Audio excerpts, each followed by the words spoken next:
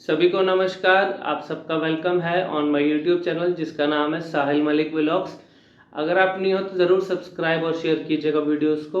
आज का सेशन रहेगा मिस आर्टिकुलेशन अगेन, कि हम क्लैरिटी किन किन अल्फ़ाबेट्स में और कितने जल्दी ले सकते हैं। फॉर एग्जांपल आज बात करेंगे हम फॉर बेसिक अल्फ़ाबेट्स क ख ग एंड घ। क ख ग एंड घ।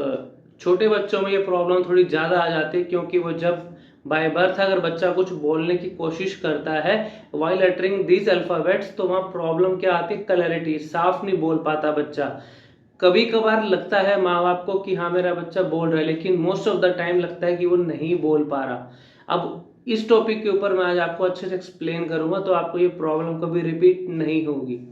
फर्स्टली आपको मैं ये बताना चाहूंगा, इन 4 अल्फाबेट्स के लिए एक ही राइट मेथड है। समझ लोगे चाहे जो मर्जी कर लो, इस राइट मेथड को अगर आपने इम्प्लीमेंट कर लिया, लाइफ टाइम आपको कभी ये प्रॉब्लम रिपीट भी नहीं होगी।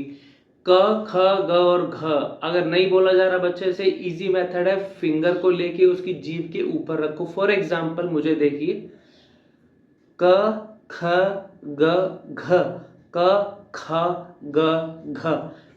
4 अल्फाबेट्स के लिए जीभ नीचे रहेगी। अगर नहीं रह रही, अगर वो जीभ ऊपर जा रही है, तो हो सकता है वो नेजल साउंड की तरफ भी आ रहा हो, मतलब नाक से आवाज आती है तो वो नेजल साउंड बन जाती है। अगर जीभ की मूवमेंट हो रही है इन 4 अल्फाबेट्स के अंदर, तो वो क्लैरिटी नहीं मिलेगी।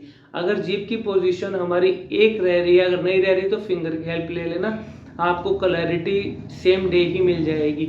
अब इस चीज का वर्कआउट कैसे करें? अब देखो, ये तो है क्लैरिटी लेना और क्लैरिटी समझना। अब इसको इम्प्लीमेंट कैसे करें छोटे बच्चों में? इम्प्लीमेंट करने का राइट मेथड क्या है? आप रीडिंग करवाइए बच्चों को हिंदी में ही।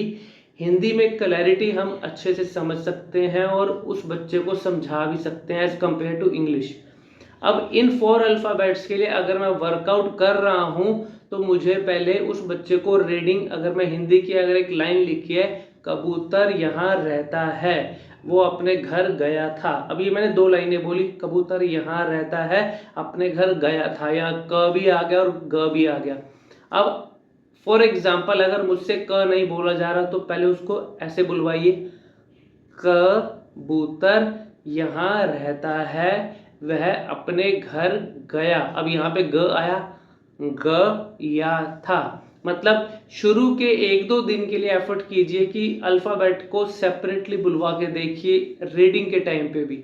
2 दिन के लिए अगर आपने आधा आधा घंटा लगा दिया इन चीजों के ऊपर, उन 4 अल्फाबेट्स को सेपरेटली बुलवा के with the help of your finger, तो आपको वो 2 दिन के बाद फिंगर लगाने की जरूरत नहीं पड़ेगी, आपको रिजल्ट खुद ब खुद दिखेगा।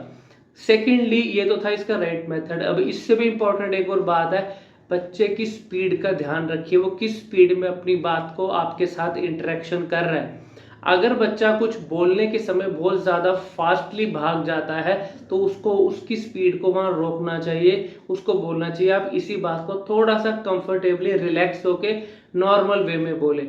अब फर्क आपको क्लैरिटी का वहाँ से ही दिखेगा, जब वो बच्चा थोड़ा सा रिलैक्स होके भी अपनी उसी बात को बोलेगा, आपको फर्क दिखेगा। यार ये तो इसकी क्लैरिटी डिपेंड करती है हमारी स्पीड के ऊपर। इस चीज को माइंड में रखना, जैसी स्पीड कंट्रोल में होगी, क्लैरिटी चाहे जो मर्जी कंडीशन हो आज, वो क्लैरिटी आपको वहां दिखनी शुरू हो जाएगी। और जब क्लैरिटी आएगी तो आपको रिजल्ट भी वहां खुद ब खुद दिखेगा।